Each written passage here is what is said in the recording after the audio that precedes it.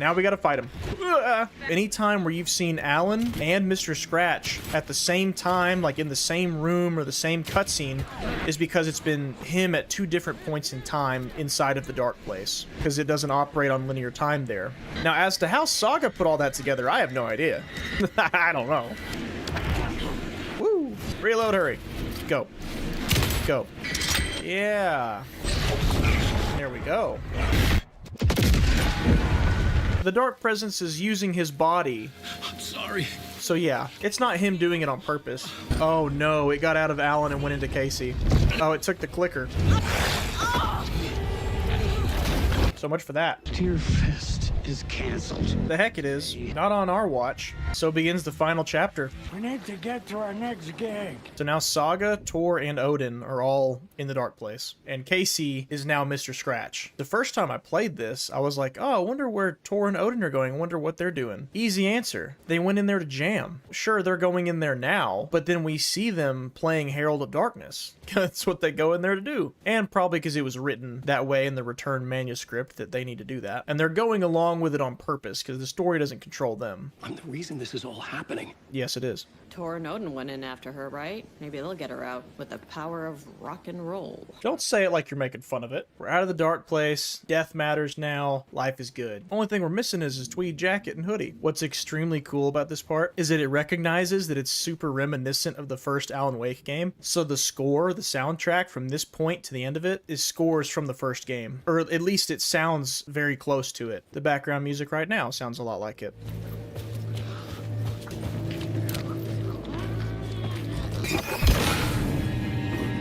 There it is. Sure does make me wish more of the game had been just like this. Woohoo! Dodged so hard you fell over. How does it make you feel? I got some flares.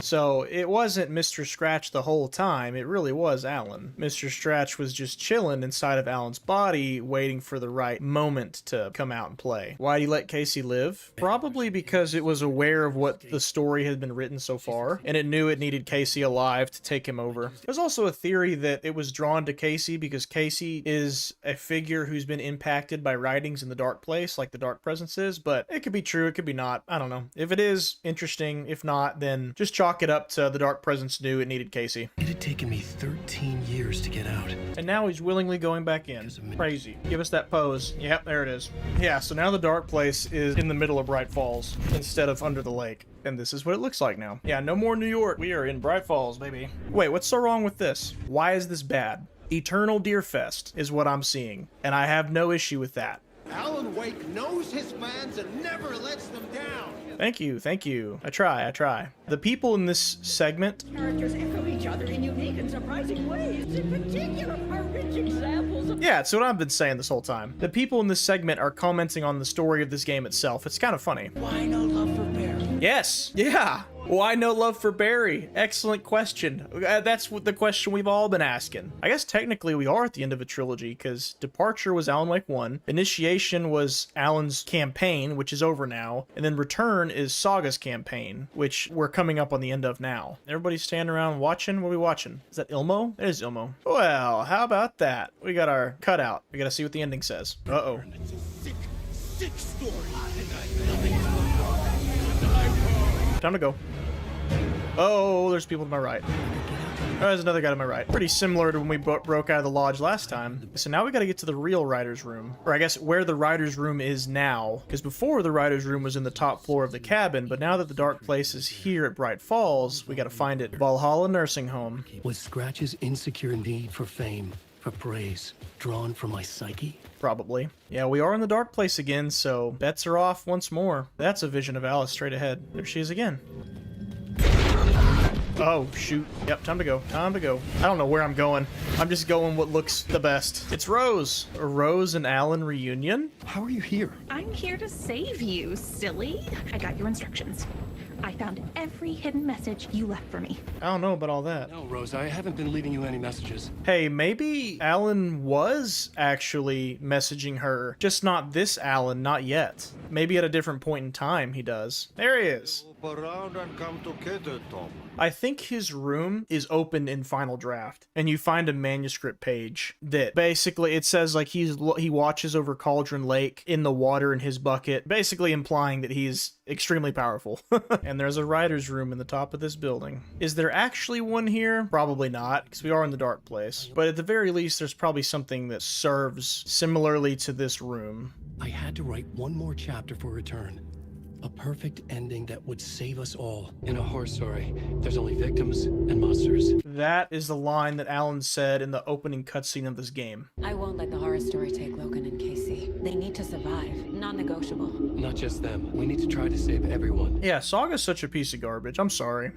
All she cares about are her immediate network. She doesn't give a crap that the rest of the world is at stake too. All right, new plot element. Pay the price. I don't like the sound of that. Saga and I were both at the center of this story. She was now my co-author. Oh, okay. This would not work without the clicker. Now we're gonna see what happened to Saga after she got thrown into the lake. Am I in the field office?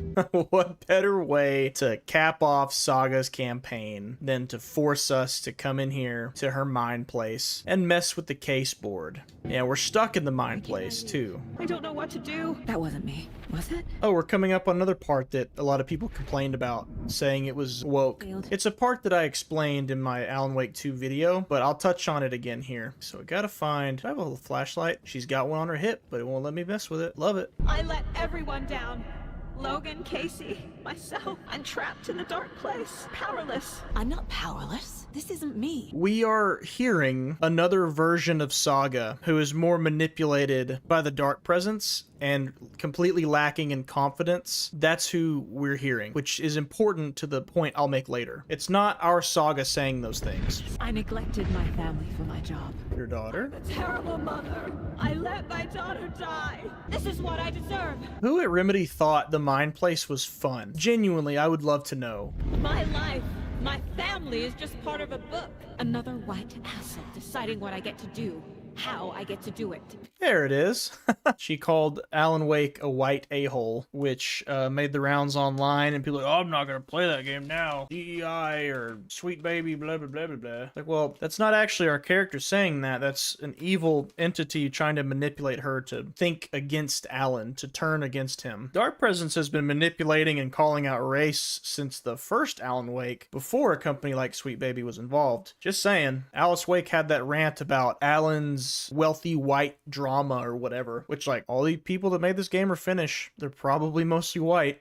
Just saying. Sweet Baby ruined this game. Right, yeah. Game's ruined. Oh my god. Let's not even finish it. Now, the first time I played this game, I did not pick up on that. I picked that up as Saga just being an unlikable character, and it did bother me. But upon reflection, and my second time playing it, that's when I realized that's not our main character saying that. That is the Dark Presence trying to manipulate her. You know, why does the Dark Presence even speak about race at all? Same question as when Mulligan and Thornton earlier in this game said their kind always sticks together, talking about black people. It made a comment about white people and black people, so I say fair game. Even playing field, if you ask me. Why does it get racial at all? I don't know. Doesn't really need to, but it did, and it called shots at whites and blacks. So it's over now, though. Literally, if you had looked down at your phone to check a text and then looked back up, you would have missed it completely. He took my daughter from me. Logan is dead. Logan is dead. Logan is dead. Logan is dead. As the water filled her lungs, she realized you weren't coming. That's terrible. Logan is dead. You're blaming a horror story instead of yourself. You coward. Admit she's dead and you killed her. You killed her. You killed her. That's rough. Casey was being corrupted and I did nothing. Earlier in the jail, we found that note from the Bureau of Control that mentioned Casey had been displaying some Taken-like symptoms, and Saga never mentioned it or said anything about it that I remember. And so now she's blaming herself, saying, you saw that and you never did anything about it. There were so many hints. How did you miss this? Wake was Scratch. It was right under your nose. Wake was Scratch. The Dark Presence is trying to attack her sense of confidence in being a detective, a friend, and a mother, and everything imaginable. This room, is any of it even real? No, it never has been. I'm not stuck in an echo chamber with all my fears, my doubts. Right. my insecurities. Alan went through the same thing in the first Alan Wake in the DLC. It was so obvious the Koskela brothers were behind the cult. It was obvious, actually. I called it on my first playthrough. I used manuscript pages as a crutch instead of doing my job. Logan was alone. I abandoned my partner to investigate on my own. Logan's death broke something inside of me. Casey was wrong to put his trust in me. It's so dark here. So I missed it because I wasn't looking. When you turn around right there, there's a Taken in your face. And I just missed it. I'm stuck here forever. I will say, though, this is the most characterization we've gotten out of her the entire game. All of her flaws finally coming to the surface for the first time in this game. And that is so out of order the way it should be, but yeah, her self-doubt, her self-confidence, it's all here on display, finally. I still find her too selfish to be likable, in my personal opinion. And she was bland for way too long in the game. I saw this online and it made me think of you. And there's a gift from Logan, and a card from Saga's mom. There will be times just like this when you question your choices, your competence, even your own sanity. When things get dark, remember to trust and love yourself as much as your family does. Right, 'cause it's all about you, Saga. Don't need anyone else's help, you strong, independent character you. I'm sorry. We get everything for your stupid little case board. I think we did. Anyone's plot device. She's Alan's. Casey trusts me. Yeah, Casey and Saga are good friends. I'm my own worst enemy. Yeah, see, that's good characterization. Honestly, it is. Just way too late in the game for us to be learning her flaws. Shocker. She's dreaming about receiving an award for how good of an agent she is. Alan Wake was stuck in here for 13 years, but I'm getting out of here right now because I am strong. I can leave by overcoming my doubts and fears. Well, thank God it's that easy. What are you, stupid, Alan? Stuck in here for a time loop eternity? All you had to do was not doubt yourself anymore and you could waltz on out. I'm memeing here, but to be honest, there's actually pretty heavy implication that Ahti is the reason that she could get out this fast. Or even have a chance to get out, I should say. Saga, wake up. Who's that talking? Now we're in the remnants of Alan's New York. Hello? It's me again. Again? You will need what's inside the shoebox there. Who is this? That's also reminiscent of the first time Alan answered the payphone in this game. Thomas Zane, who was his mystery caller, said, "Oh, hey, last time I talked to you, you were trying to get Alice. Did you ever find her?" Dark Place works in loops, remember? Time loops. So if you replayed the game, the first time you talked to Thomas Zane on the call, he's referring to the last time you talked to him, which was in the hotel room. Sheriff Breaker? He's still stuck in here, poor guy. How did you end up in the dark place? Your dad ripped me in. I've been seeing his face in my dreams for years. He's connected to all of this. There is a page, describes Door finding his way through this place. In fact, it's the page I tried to give you back in the morgue in Bright Falls. Maybe Door brought me here to keep you from reading it. I think one of the DLCs will involve Tim and Door. One, let's look at this page. It's a page about Warland Door traveling through the dark place. The rain did not seem to touch him. Listen to this. His steps were being observed and documented into the story. He allowed it, this one time, to be passed on by his unwilling disciple, assumingly talking about Tim, to be read at the right time. The ocean that was the dark place took the shape of New York City, drawn from the mind of Alan Wake, in part for the writer to navigate his prison, in part to torment him as he struggled to find his way out. Door was not bound by the rules as Wake was. He came and went as he pleased. For now, Door entertained the writer's fantasy. A poster for his talk show hung there, another part of Wake's fiction. He stepped through it, willing it to take him to Parliament Tower Plaza. So according to that page, not only is he not bound to the rules of the dark place or the story at all, like he can come and go from the story as he pleases, he also chooses when the story even takes note of what he's doing. He allowed it to happen just this once. So let's try to profile him, see what happens. A door that stands between two rooms is in both. He governs the currents of reality. This isn't important right now. I can look into it later. I think this guy has the power to move between realities, dimensions, loops, all the above. Because clearly he can manipulate reality and leave it and jump around it as he sees fit. And his name is Warland Door, for crying out loud. It is a mirror, reflecting all possible realities. The family of doors have the power to shift between these realities. Oh, well, there you go. So he absolutely has the ability to shift through realities. Door has seemingly allowed himself to be noticed so that it would be documented in a page and then given to Saga at the proper time to show her how to navigate the dark place. If not, outright exit it. I was memeing earlier, it's not actually Saga's just that much better than Alan. Both Ahti and Warland Door are actively helping her get out of the dark place, when Alan did not have that help. So somebody's voice told Saga on the phone she needed to go check out the stuff in the shoebox, which we know Alan placed there were photos from Alice of the clicker and a bullet of light. And look, her art, it's coming true in the dark place. There's the actual clicker, and here is a bullet made of light. Now we have to escape.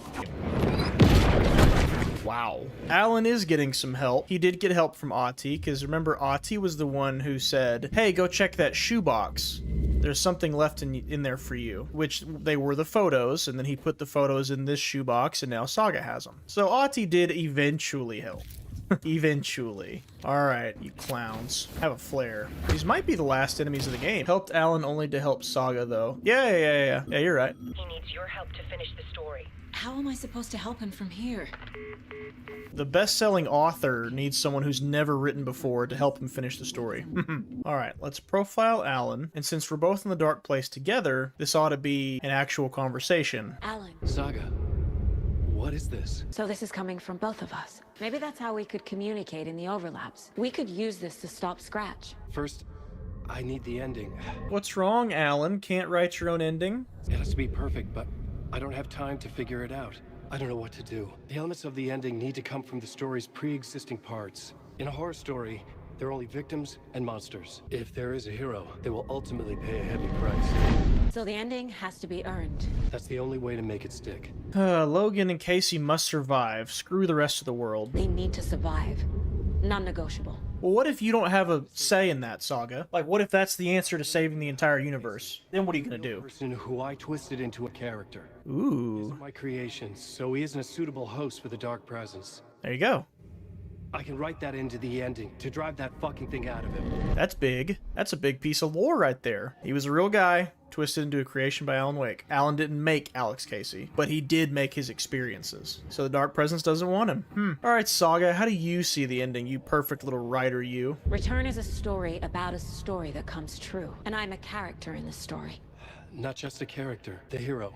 Okay, a hero. I've been through hell to be here, and this is my life. It feels earned to me that I rise above the story and be there to create the ending. I bet it does. It feels earned to me that I win.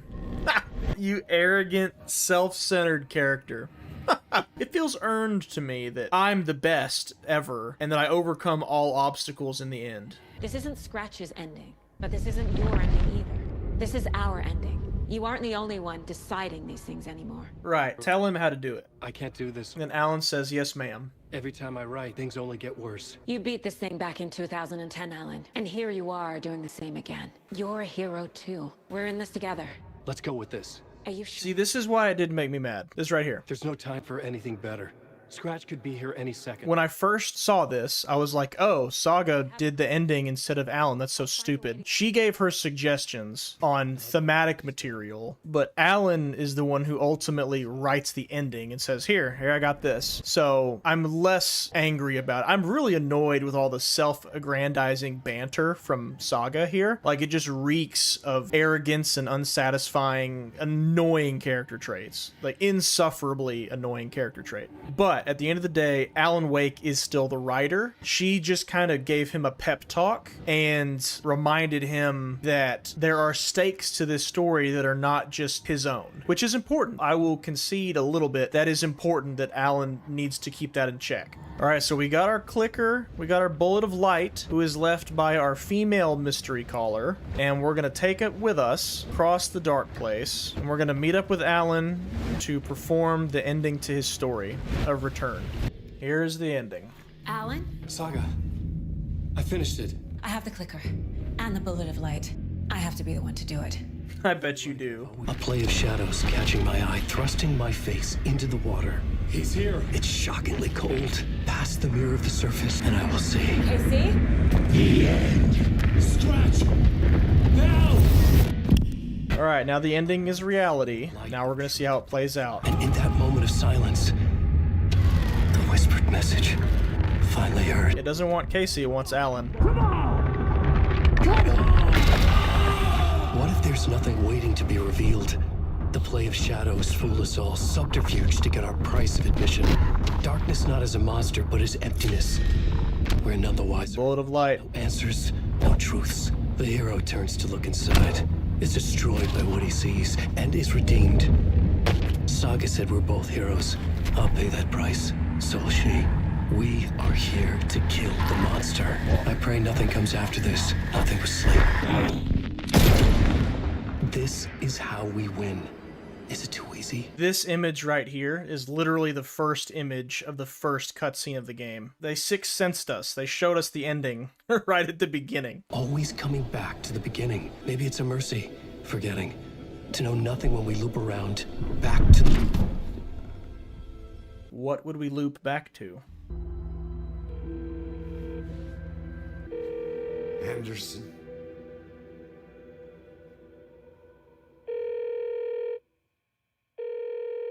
There's a mid-credits scene. So for the second game in a row, they gave us a cliffhanger, but that's not the whole ending. Because it wasn't enough for Remedy to be meta in the little things. You've got to be meta in the big things too. So as Alan was about to be shot in the head by a bullet of light, he started talking about loops again and not really knowing the final answer to the mystery. Oh, I don't know if I can handle more plot? Well, buckle up. Can you imagine how angry I was playing this for the first time? Sitting there on the couch, waited 13 years for this game, got through this ending, and we don't know if Logan was saved or not. We just watched Alan Wake get shot in the head by Miss I'm a Writer 2, which granted the bullet of light and the way it was used to shoot him, bring the dark presence into him and then shoot him with a bullet of light to try to take out the dark presence for good was his idea. But where'd the bullet of light come from? Well, I can give you a definitive answer. In the ending we just witnessed, with no more plot or context, their plan did not work. Logan is dead,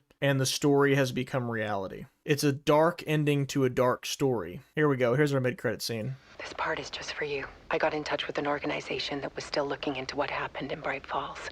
Bureau of Control. I went to their offices, and I could suddenly remember everything. I remembered being trapped inside that lake. The same events and images looping again and again. You never drowned, and you're still there reaching out. That is what the haunting is. He figured out it wasn't Scratch, finally. She knows it was Alan. I chose to come back to the dark place. She didn't kill herself. She jumped into the lake. I had to mislead you. The only way out of your loop is destruction or ascension. And we've covered the destruction part many times over. And we're getting to the ascension bit by bit. Time means nothing here. You'll still need to go through the loop. I think we're getting close. It's not a loop. It's a spiral. It's not a lake, it's a spiral. So let me put this metatextually now. What she just said was that she misled Alan, made him believe that she had her own life, so that he would become as rageful as he was and go through the path of destruction, which he did. He walked into the writer's room and shot another version of himself, thinking it was Scratch. And now we're like, all right, destruction doesn't work. We're gonna have to try ascension. So him saying it's not a loop, it's a spiral, frames the game itself. Every time you hit new game, you are playing a loop from start to finish, and it will continuously loop, never ending. Doomed to repeat the same path of destruction every single time. It becomes a spiral when each new loop is done just a little bit differently than the time before, which in this case literally translates to the final draft. I'll show you. New game. Remember how the game just ended? When you start a brand new game, this is what you see for the first time. Back to the beginning. It's right there in front of our face the whole time. Story with hopes and expectations, looking for an answer. Sometimes it would be better to live with that hope without ever knowing the full story. Literally back to the beginning. The game is a loop. There are only victims and monsters, and the trick is not to end up as either. But trapped by the genre, we are all ripped to pieces along the way. See, it's a very nihilistic outcome, kind of cryptic and vague little monologue that he's giving. This is not the ending I wanted. Right. He's predicting what will happen because they're gonna fail, and he's right. The ending they wanted was to stop the dark presence and get out. If you go and play a game of the final draft, here's how it starts. It acknowledges that the player knows they're in a loop. With the memory of the past loop already fading fast. But while it lingers, I know there's hope. We're not doomed to repeat our failures in an eternal loop. This is a spiral. Much more optimistic this time. A fictional poet once said, beyond the shadow you Tom step Zane. forward, there is a miracle illuminated. Tom the Diver. I'll not settle for a shadow. I'll find the miracle through the night. It's not just victims and monsters. I see now there are heroes as well. We can find our way through the darkness. We will break through the surface. We will emerge into the light. So now this time, the game knows you know it's a loop. So it doesn't try to hide that from you anymore. One of the first manuscript pages that Saga finds is her experiencing deja vu, like, I feel like I've done this before. And some of the phone calls with Thomas Zane are a little bit different too. It directly acknowledges that you've experienced all this before. Sorry to whoever's video we're watching. This is the New Game Plus ending. Alan is aware of what has happened before, and he now knows Alice left the bullet of light and the clicker. He's not tricked into believing that she herself anymore. Saga, I finished it. The ending we talked about. I have the clicker and the bullet of light. I have to be the one to do it. I see it clearly now. This part at least. Okay. We have met here before. Time loops in the dark place. Every choice you make affects everything that comes before and after you make it. He's here. Like it does when you change a detail in a story you're writing. Yeah, so far it plays out exactly the same, but he's got a little bit of different monologue there, again reminding us that it's going to be a little bit different this time. When the bullet of light blew the darkness out of the crater of my skull, the dark presence was born from the remains, feeding on the horror around it to grow. Did you hear that? He said, when the dark presence was blown out of my head, it was born. He doesn't mean that figuratively. He means that literally. Again, this is an interpretation of this, so take it with a grain of salt. But there is no origin for the dark presence written anywhere that anyone knows of. So what Alan has done to try to end the loop and get out of the spiral is he has made that the origin story of the dark presence. And since time doesn't work linearly in the dark place, it could have left his head just then when he got shot and left the dark place to go immediately start impacting Tom the Poet way back when. Because Tom the Poet could be real now since that's a writing from the dark place. He created the origin of the dark presence through the end of Alan Wake 2. Found me writing. It tapped into me, influenced me. I was lost in my work. The link was severed when I finished Return, but the dark presence was hungry for more. And I was missing the small part of myself that it had been born from. Alice, love is strange. Even apart, we're still together in our memories. We put each other through hell to set us free. Again and again. Different versions of us. Alice helped me get there, where I needed to be. It has taken so long.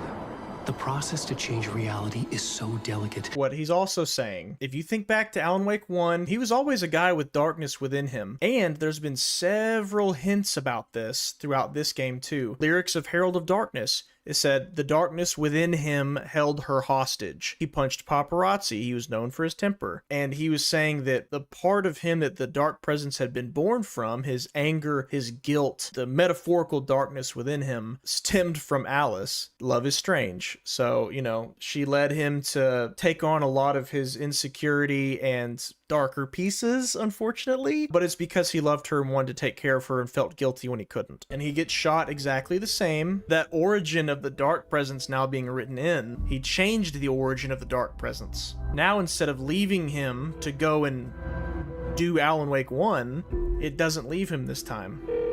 Anderson.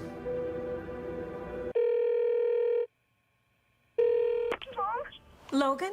And Logan picks up. It worked. I had a terrible nightmare. By the way, nightmares have played a big part in Alan Wake's lore. Alan had nightmares when he was little, hence his mom giving him the clicker. Tim Breaker said he had super vivid dreams where he was living as somebody else, and so like the alternate reality thing doesn't surprise him. And now Logan is saying she had a horrible nightmare. So maybe dreams are people seeing other looped versions of themselves going through their own realities, whatever it might be. That could be it. I don't know. Never explained. It's over now. I'm on my way home. I love you. Ah, and our boy's back. Wake. He's not dead. The ending worked. Scratch is gone. Scratch is gone, but... At last. Thank you, my love. And so I return. With me I bear the torch of knowledge, the master of two worlds. No, the master of many worlds.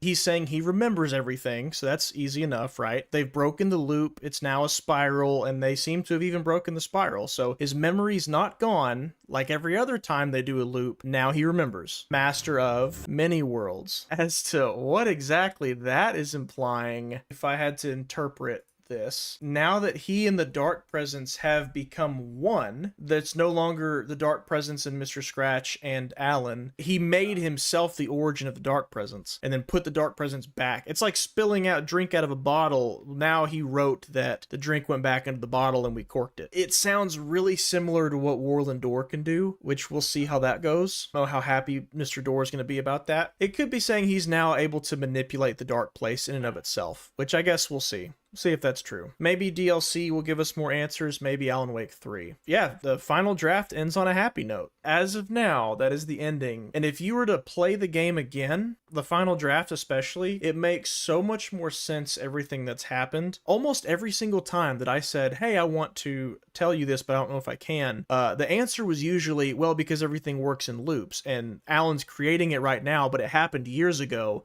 Well, that's because it's like a time paradox, basically. He's creating it now to make it happen back then, but then it happening back then is what's inspiring him to write about it now. So it's just never ending. And I figure with that, I can go ahead and tell you who I think Thomas Zane is, because the Dark Place works in loops, and there's an infinite number of Allens who have tried infinitely to get out of the Dark Place. I think one of two things. I think Thomas Zane, as we have seen him, could be Alan's own projection of Thomas Zane, and he didn't actually ever look like Alan. That's just how Alan sees him, because Dark Place takes subconscious, makes things happen. But I don't think so. I don't think that's it. I think Thomas Zane is another version of Alan who has been through God knows how much time, relatively speaking, in the Dark Place, to the point where he has adopted the persona of Thomas Zane, who he met earlier. Again, time paradox. That's why he looks just like Alan Wake. And at some point, Thomas Zane, who's actually Alan Wake, will get out of the Dark Place, but get spit out back in the 60s, and he'll say he's an immigrant from Finland when really he's not. He's just been in the Dark Place for who knows how long. And he goes ahead and continues along the path that's written out for him by manuscript pages, and the ones that aren't written yet,